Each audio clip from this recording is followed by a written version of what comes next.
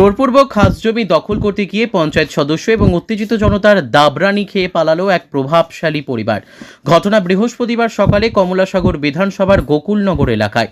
জানা যায়, পূর্ব গোকুলনগর পঞ্চায়েতের ১ নম্বর ওয়ার্ডের বাসিন্দা নারায়ণ দত্ত এবং প্রশান্ত দেব সরকারের দখলে ছিল ৩ গন্ডা খাস জায়গা। স্থানীয় সূত্রে জানা যায়, প্রায় ৩০ বছর নারায়ণ দত্ত প্রশান্ত দেব সরকার জায়গাটি দখল করে রেখেছিল।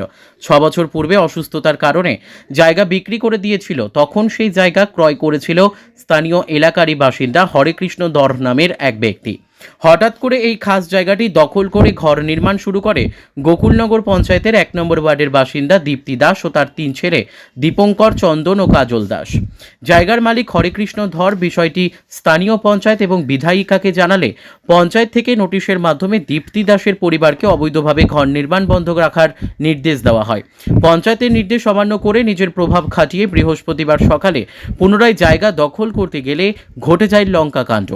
স্থানীয় পঞ্চায়েতের ৪ সদস্য দীপ্তি দাস ও ছেলেদেরকে বাধা প্রদান করলে পঞ্চায়েতের নির্দেশে মানবে না বলে পরিষ্কার জানিয়ে দেন। এমনকি পঞ্চায়েত সদস্যদেরকে আক্রমণ করে বলে অভিযোগ দীপ্তি দাসের পরিবারের বিরুদ্ধে।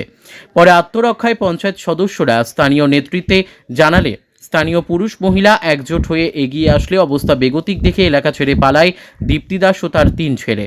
উত্তেজিত জনতা তাদের অবৈধ ঘরগুলিকে ভেঙে গুড়িয়ে দেয়। গ্রামবাসী সূত্রে জানা যায়, দীপ্তি দাস পুত্রবধূ হত্যার অভিযোগে অভিযুক্ত।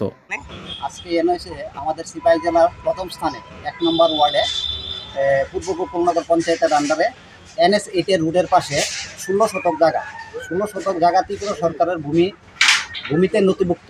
দীপ্তি দাস নামে এক পূর্ব গোকুলনগরের বাসিন্দার উনি জোরপূর্বক মানে ছেলে ৩ জনকে নিয়ে আয়া আমাদের উপরে হামলা গ্রামবাসীর উপরে মাইক দূর করে উনি জায়গা দখল নিছে। দখল দেওয়ার পরে আমরা পঞ্চায়েতে নালিশ করছি। পঞ্চায়েতের প্রধান মানে না, মণ্ডল সভাপতিরও মানে না, MLDPরও মানে না, কারোর কথা উনি শুনে না।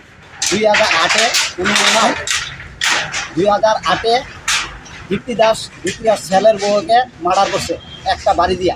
ওই মহিলা আবার এই জোরপূর্বক এই 16 শতক ত্রিপুরা সরকারের ভূমি দখল করতে চেষ্টা করতেছে এবং আজকে আমাদের গ্রামের ওই ২-৪ জন ছেলে হয়ে তাই ছেলে দীপ্তি দাসের ৩ ছেলে মিলিয়া মাইক দূর করছে।